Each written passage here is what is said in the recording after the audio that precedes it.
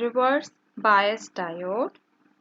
In reverse bias diode, P region is connected to the negative terminal of the battery and N region is connected to the positive terminal of the battery.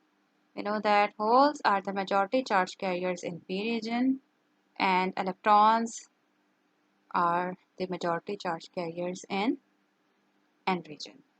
Now, in this reverse biased diode, PN junction prevents the flow of current. Now, how it is preventing this flow of current?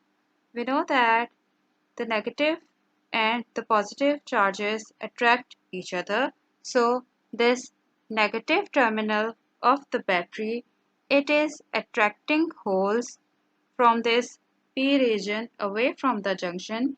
Similarly, this positive terminal of the battery, it is attracting these electrons from this N region away from the junction.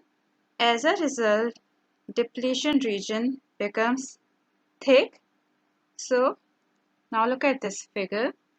As you can see, this depletion region, it becomes thick since more positive ions are created in the N region near this PN junction.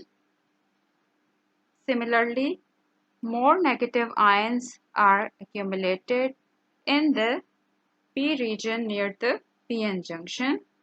This depletion region widens until this external reverse voltage becomes equal to the barrier potential, which is 0.7 volts. Now, here this diode becomes an insulator due to thick layer of oppositely charged carriers, and here it is forming the effective capacitance. Now, in case of reverse bias diode, reverse current or drift current is much more greater than diffusion current. So here the equation of current will be I is equals to Is minus Id. So this is reverse biased diode.